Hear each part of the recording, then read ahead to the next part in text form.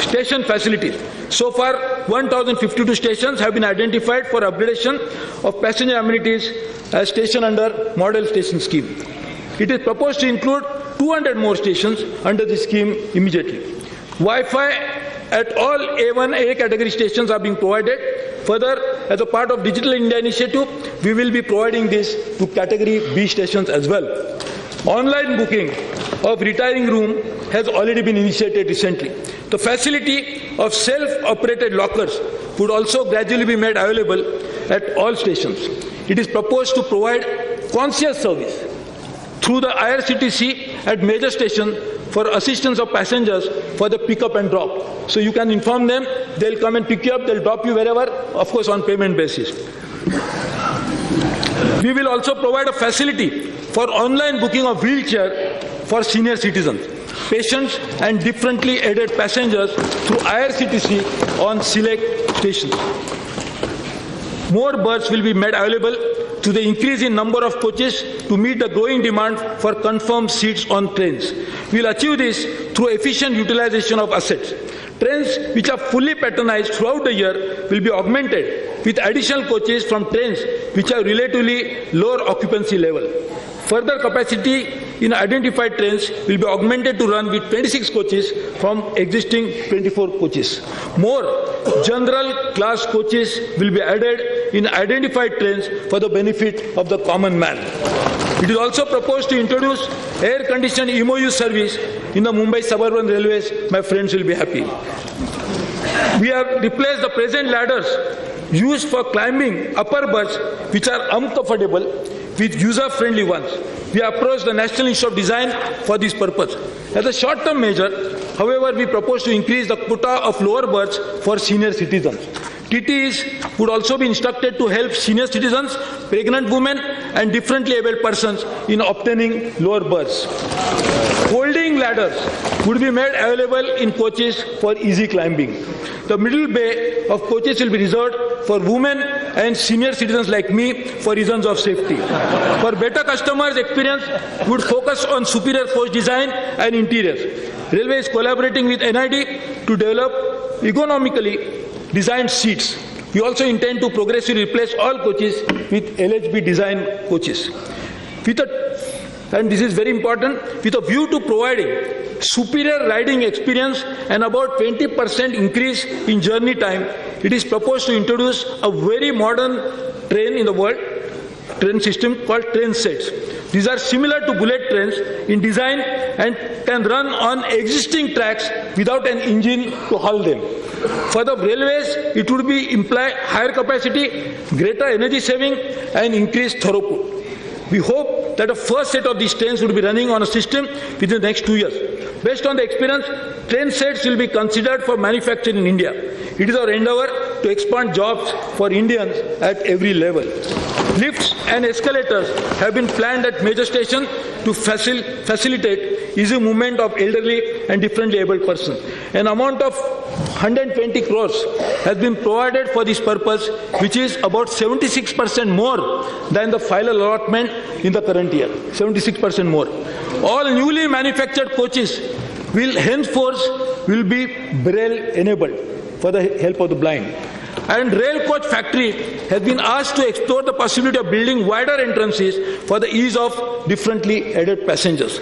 Madam, I am also happy to say that we are increasing the number of days when one can book a ticket to 120 days, so that the tout menace that we always see, people going and booking it, could be reduced to a great extent. Railway has been trying to provide better amenities at all stations. I am happy to inform the House that this year we increased the allotment for passenger amenities by 67%. I request all corporates, NGOs, charitable institutions and religious institutions to come forward and invest generously for the passenger amenities. I also request all MPs to use part of their MP-led funds in improving facilities. Just here. It is with gratitude. It is with great gratitude that I mention the names of only two. Mr. P.C. Mohan MP from Bengaluru Central, and Sri Gopal Shetty from North Mumbai, who had donated 1 crore and 1.5 crore from the MP lad for the customer amenities. I really thank them for this. Madam, our honorable members of Parliament, now this is for you. Please listen. Madam, our honorable members of Parliament represent a vast number of people and could serve as an important link between railways and the people. Local representatives are in the best position to offer solutions to satisfy local aspirations.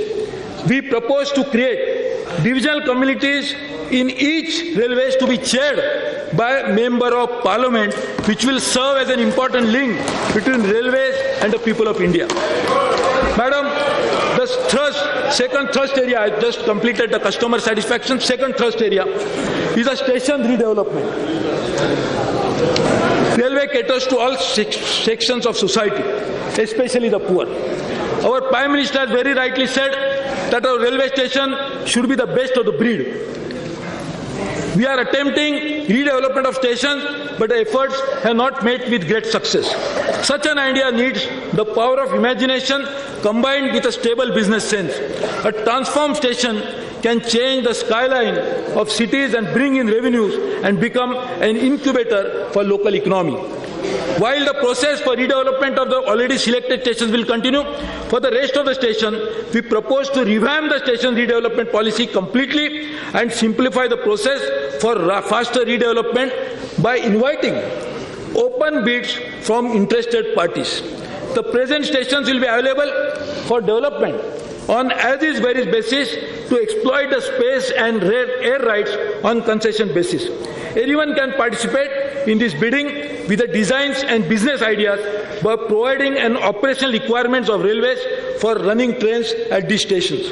All approved bids will be processed by independent experts and uploaded on the web and integrated with the best bidding practices.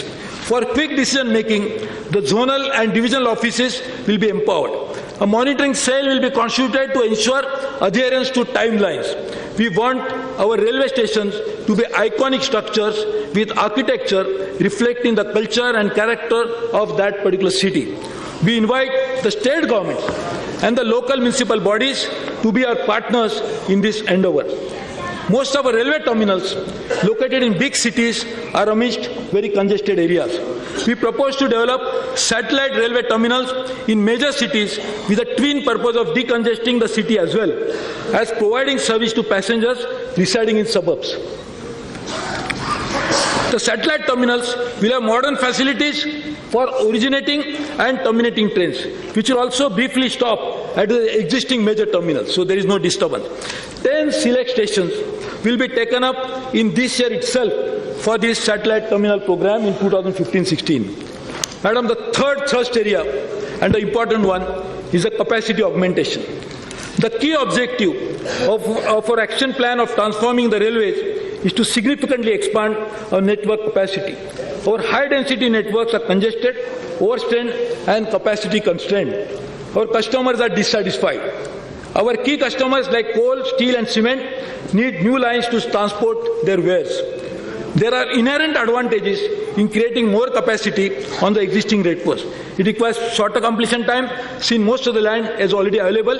It is less expensive and it generates incremental revenues very quickly. This revenue then can be used to invest in our other lines. Additional benefits include higher average speed for trains, timetabling of freight trains, improved punctuality of passenger trains, and increase in carrying capacity. While last mile connectivity projects continue to be accorded the highest priority, we intend to fast track the sanctioned work on 7,000 kilometers of double, third, fourth lines and commission 1,200 kilometers in the next year itself at an investment of 8,686 crore. The budgetary allotment under the capital is 84% higher than 14-15. We also intend commissioning 800 kilometers of gauge conversion. Additionally, we have sanctioned 77 projects covering 9,400 kilometers of doubling, tripling, quadrupling works along with their electrification at a total cost of, Madam, 96,182 crores, which is over 2,700% higher than the year 13-14, because the last year was the plan holiday year. Negotiations are on with financial institutions for funding of this project through extra budget resources. Honorable members of Parliament will be happy to note that these projects cover almost all states. You should be happy. Traffic facility works like construction of longer loops, creating smaller block stations, building bypass lines, making crossing stations, augmenting terminals, and removing permanent speed restriction is our utmost priority. These are very small expenditure works, but they provide huge operating benefits in a shortest possible time to debottleneck and create additional capacity. In the year 2015-16, work outlay of 2,374 crores will be taken up. Madam, we are committed to provide rail connectivity to the northeastern states. I am happy to announce that Meghalaya has been brought on the railway map of India, and direct connectivity to Delhi has been provided to Arunachal Pradesh by our Honorable Prime Minister. Further, the Barak Valley will be brought on broad gauge by March this year. The work for connecting the remaining state of this region is progressing well. Indian Railways is committed to faster rail network growth in Jammu and Kashmir. The rail connectivity between Jammu region and the Kashmir Valley through the Banihal tunnel provides all weather connectivity with the rest of the country. The commissioning of Udhampur Katra was like a dream come true for millions of pilgrims. The implementation of 2 dedicated freight corridor projects on eastern and western routes is gathering pace. We will target to award 750 kilometers of civil contracts and 1,300 kilometers of system contract in 2015-16. Preliminary engineering cum traffic surveys for 4 other PFCs. Besides this, Madam, 4 other DFCs, that is dedicated freight corridor, is in progress and will be completed this year. We intend to explore the idea of construction of DFC feeder routes after the trunk routes are made through private participation. In order to achieve fuel economy and also to enhance traffic output, it is necessary to accelerate the pace of railway electrification. As against a sanction of 462 route kilometers in 2014-15, a length of 6,608 route kilometers has been sanctioned for 2015-16. This constitutes an increase of 1,330% over the previous year. Expansion of freight handling capacity. Railways must expand freight handling capacity in tandem with the expansion of freight carrying network, and therefore we propose to set up Transport Logistic Corporation of India to develop common user facilities with handling and value-added services to provide end-to-end logistic solution at select railway terminals through public-private partnership. In this initial period, it has been proposed to upgrade 10 existing goods sheds and develop 30 small multimodal logistic parks where railways has surplus land. For the benefit of the farmers, a state-of-art perishable cargo center is under completion at Azadpur Mandi with a scientific banana ripening center. We have taken steps to develop the air cargo sector to facilitate and integrate the movement of air cargo between ICDs and the gateway airports. To facilitate rapid development of network of private freight terminals, a policy was issued in 2010 and revised in 2012 to invite private investment in this space. Certain issues have emerged which are discouraging further investments in PFT. We intend to address this urgently so that proliferation of these terminals is not hampered. We will in the next 3 months review the wagon leasing scheme, special freight train operator scheme, private freight terminal scheme, and liberalized wagon investment scheme for making them more liberal, broad-based and attractive to partners from private sector. We will also consider new and lighter design of wagons for better fuel efficiency and carrying capacity. Railways will also work out modalities to facilitate provision of spare railway land and redundant goods sheds on nominal license basis to partners for development of such facilities. In an effort to reduce empty flows of wagons, an automatic freight rebate scheme for traffic loaded in traditional empty flow direction has been launched recently. we propose to launch the scheme now on all India basis. Long-haul freight operations, where 2 or more freight trains are combined into a single trail formation, will be used extensively. Towards this end, the construction of long loop lines will be expedited. Further, the pace at which distributed power systems are to be provided on locomotives deployed on long rail trains will be speeded up. Improving train speed. The speed of 9 railway corridors will be increased from existing 110 and 130 kilometers to 160 and 200 kilometers respectively, so that inter-metro journeys like Delhi-Kolkata and Delhi-Mumbai can be completed overnight, so my friends from West Bengal can reach early. This will also involve upgradation of track, including turnouts and rolling stock to higher standards, as well as the adoption of improved methods of track recording, monitoring and maintenance. The average speed of freight train, both in empty and loaded condition, will be enhanced. A policy of attaining speeds of 100 kilometers for empty freight trains and 75 kilometers for loaded trains is being put in place. In pursuit of objective to maximize loading in every train, the loading density on all major freight-bearing routes of railways will be upgraded to 22.82 ton axle loads. This will immediately bring in quick results, bring revenue, as well as help my friend like Anand Kumar, who transport a lot of fertilizers, as well as my friend in coal minister. Madam, we'll continue to pursue with vigor our special projects like high-speed rail between Mumbai and Ahmedabad. The feasibility study for this is in advanced stage and report is expected by the mid of this year. Quick and appropriate action will be taken once the report is available with us. Regarding the other high-speed routes on the Diamond quadrilateral, studies are being commissioned and we are working on them.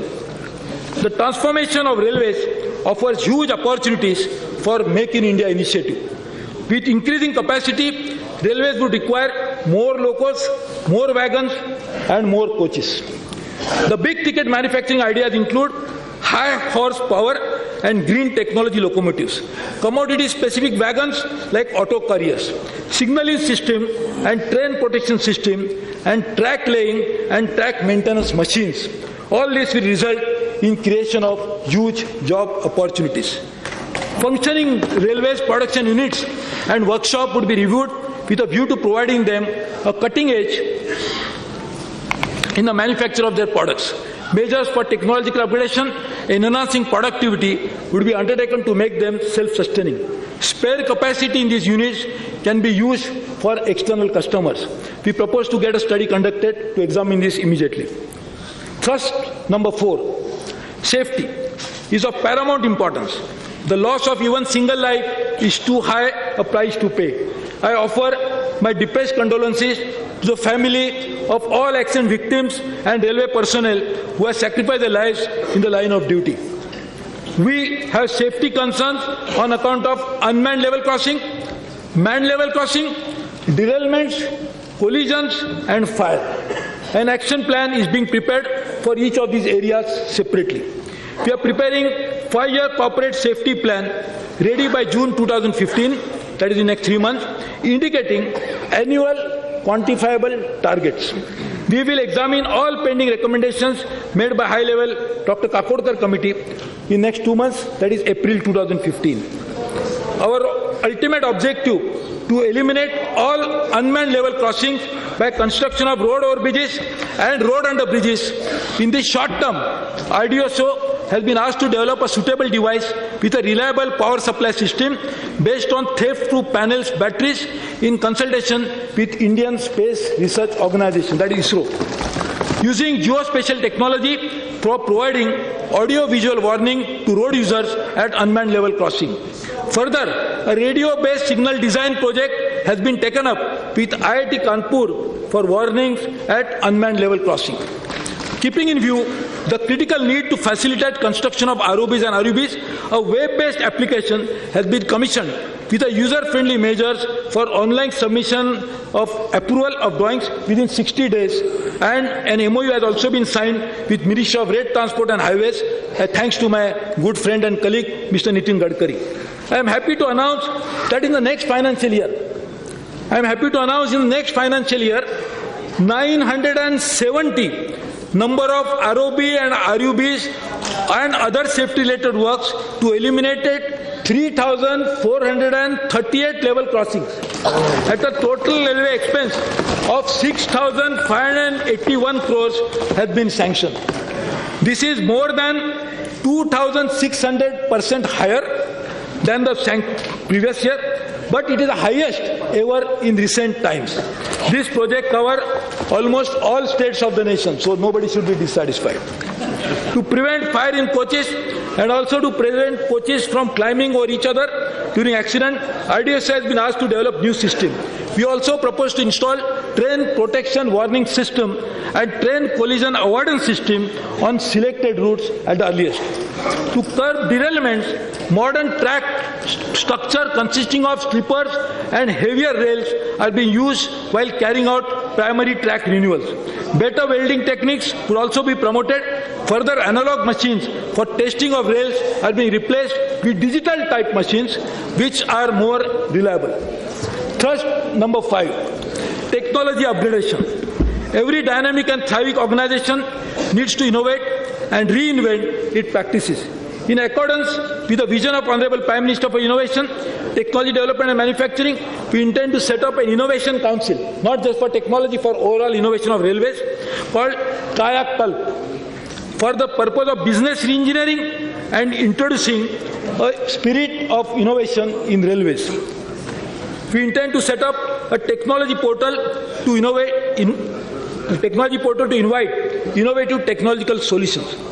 We have decided to strengthen the RDSO into an organization of excellence for applied research. RDSO would collaborate with institutions of repute. We will set up in 2015-16 4 railway research centers in select universities for doing fundamental research. So they will do applied research, they will now do fundamental research. Government of India has conferred Bharat Ratna on Pandit Madan Mohan Malviya. To mark the centenary celebration of Banaras Hindu University, where Dr. Muli Modashi taught, we propose to set up Malviya Chair for Railway Technology as IIT BHU, Varanasi. This chair will help in development of new materials to be used in all assets of railway. You know, material management is an important issue.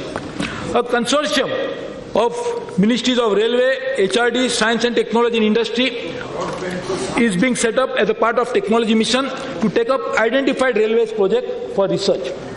We will shortly unveil an IT vision online information and latest berth availability on running trains. An integrated mobile application including station navigation system, etc. will be made available. Customer-friendly freight movement initiatives such as introducing bar-coded RFID tracking of parcels and freight wagons, automated parcel warehouses, customer relationship management system, etc. will be undertaken. There will be an integration of train control and asset management application to reduce substantially the misuse. Railway proposed to move from preventive to predictive maintenance. It is proposed to explore the possibility of completely mechanized integrated track maintenance which could bring in more efficiency. We intend to bring in state-of-art equipment for even routine examination of tracks. Thrust number 6. This is for partnership for development. We will revamp the existing PPP cell in the ministry to make it more result-oriented. PPP will help in creating more jobs in the economy besides augmenting capital for improving the railway system. We have launched a new model concession agreement recently for many of the participative models, and guidelines for these have been issued. Projects for rail connectivity to many ports and mines are being developed under participative model. Standardization of contractual framework that ensures a level playing field, simplification of procedures and consistency of policy will be ensured.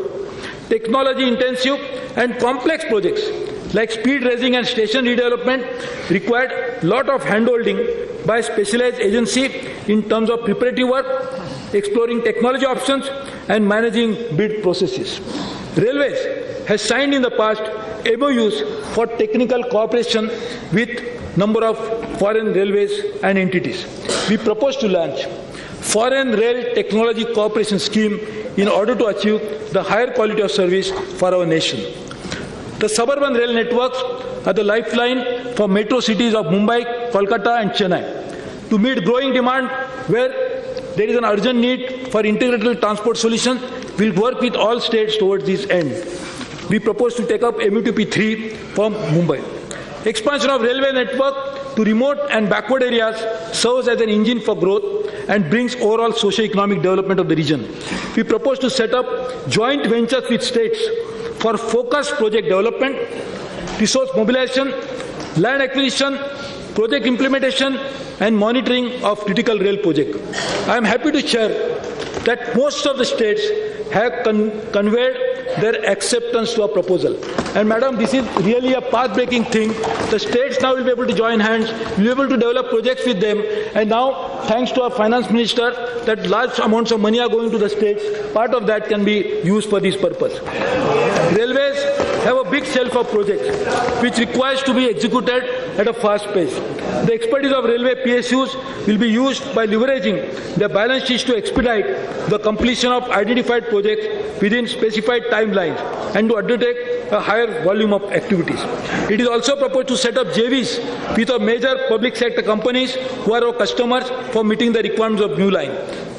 And I am very happy to say that the coal minister, oil and gas minister, the steel and cement ministers have already committed a huge thousands of crores for this purpose, which will be used for execution of works, will ensure faster completion and ultimately provide the much needed path for them to transport their produce and at the same time generate revenues for railways.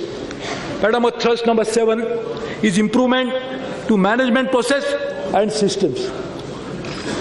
For the delivery of the action plan, railways will require new governance structure, new delivery mechanism, extensive management reform and transparency across the board for quick decision making. I have already delegated the powers in respect of stores and work standards to general managers. I intend to further delegate, decentralize and deregulate. Rules and regulations governing freight business will be simplified and made more customer friendly. We have abolished the system of obtaining rail transport clearance from the ministry. We also intend simplifying the entire process of construction of private siding. Delegation empowerment should be accompanied with accountability and responsibility and also monitoring from the apex to ensure that the organization objectives are being met.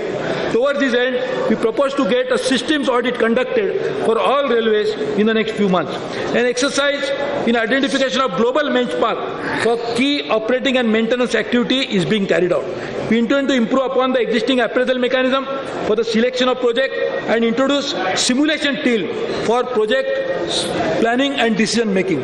Further, it is proposed to introduce EPC system for contracting of all our railway projects.